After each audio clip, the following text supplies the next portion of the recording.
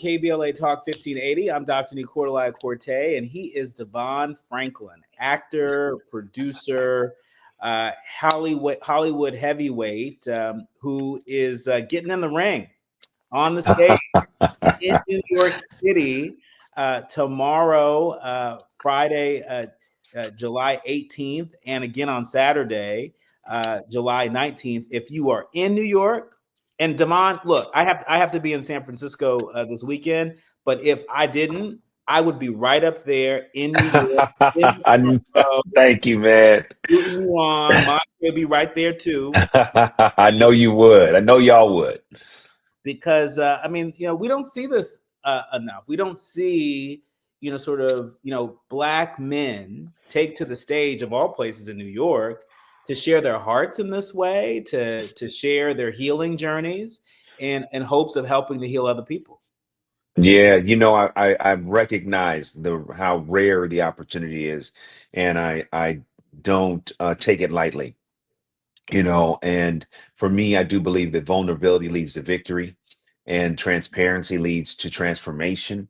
And so often we look at strength as what we can do physically, but not what we can reveal emotionally.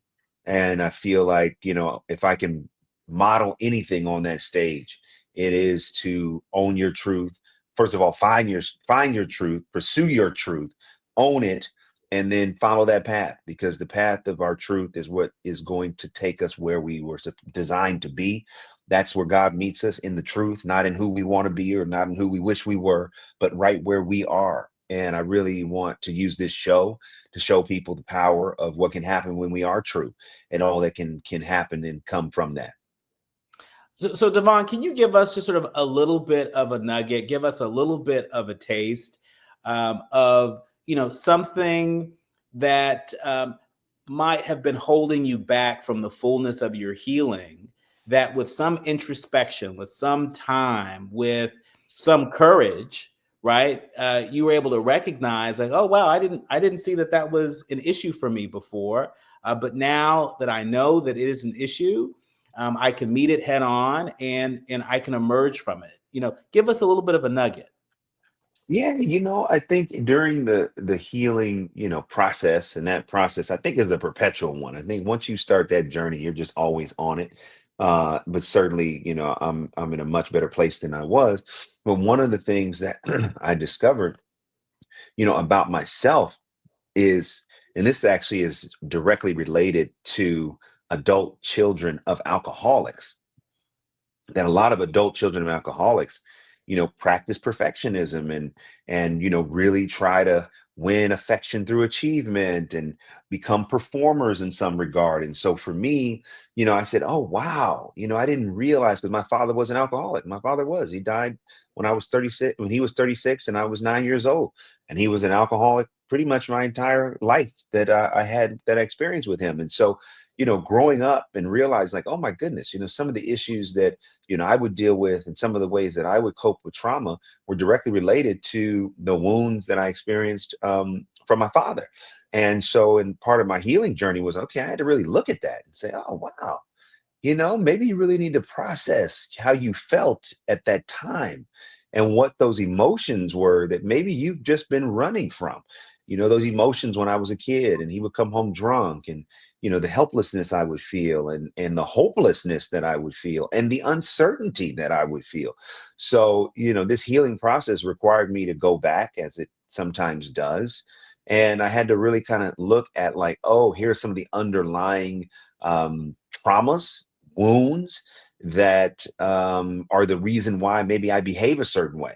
And I had to look at that and do my best to heal those wounds, and to uproot them, so that I can be here with you and interact in the public from a place of wholeness, Mm. not from a place of performance. Even though I am performing tomorrow, it's a performance of something that's very true and real, which is me and my experience.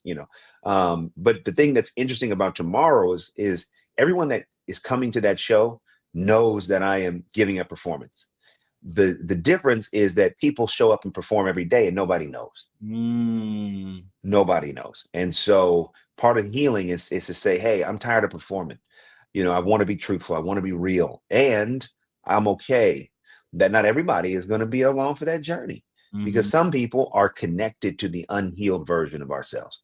They actually bet on us being unhealed because that's where they can take advantage of our kindness, our giving nature, whatever it is. They say, no, we don't want you to be healed. Because if you got healed and you really understood who you were, you would never let us do these types of things. And so for me, I wanted to go through this process of healing because I just want to be the best version of who I'm supposed to be. And I want to be the best version of who God created me to be. And I realized no amount of success could cover the wounds that I had. And I had to acknowledge those wounds, process those wounds, therapy, life coaching, writing, journaling, reading, and just make a commitment that, I want to be a whole man. I Mhm. don't want to be half. I don't want to be, successful personally, but I mean, private and personal, successful professionally, but failing privately. I didn't want to do that. And so I said, all right, let me try to align these two things so that what you see in the public is really what's happening in my life in private, if that makes sense. That's incredible. It makes a lot of sense, and that's a whole word right there. I mean, my goodness, that's just a taste of what people are going to Yeah. experience when Yes. you're on stage in New York tomorrow and Saturday.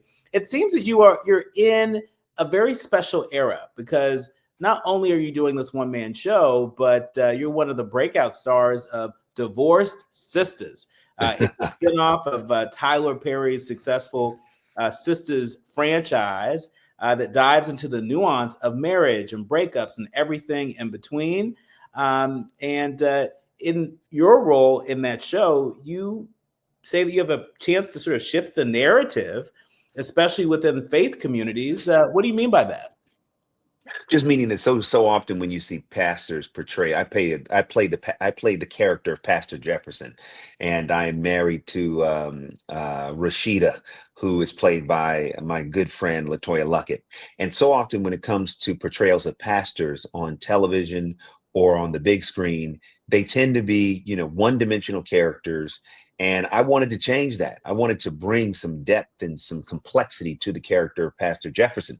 And when you meet his character in the first episode, he and his wife are going through challenges, and he's not probably the best version of himself, anger angry, frustrated. And I really wanted to show that, even if you are called and even if you are in ministry, you still are a man, and you still have challenges, and there are things that you still have to process. And so I wanted to humanize that role, not demonize it, humanize it, so that anybody watching the show may have a different perspective on who a pastor really is, and kind of what they're up against.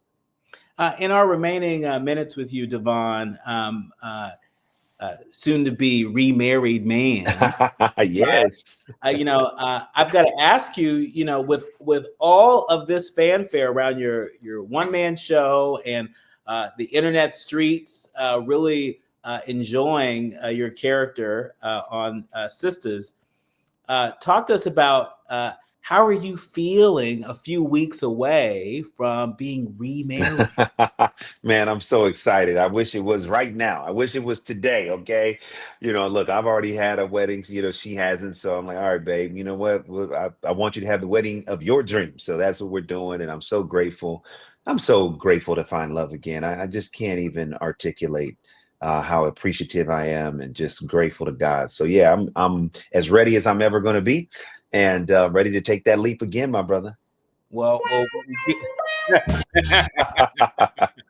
all right. The sound engineer has spoken.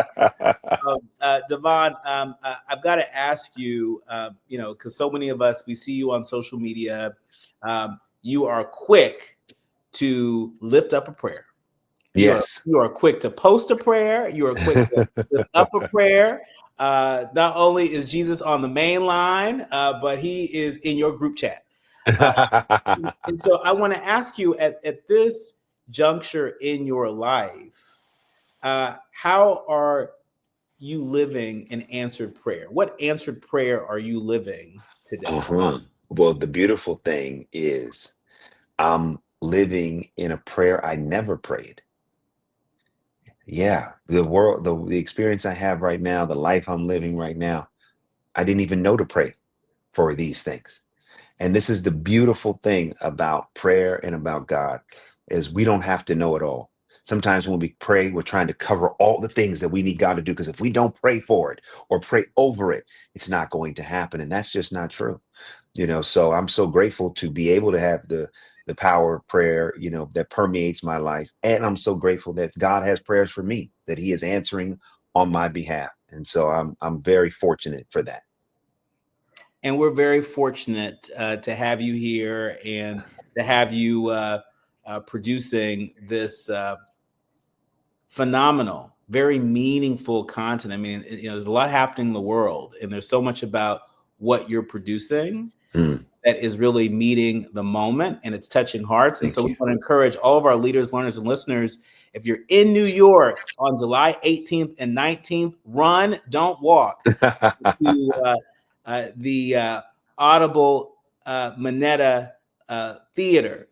You want to go there. You can go to Audible at xminetta.com for information about purchasing tickets. And I have no doubt that you are going to soar, my friend. You're going to Oh, my brother. on that big stage. Thank you.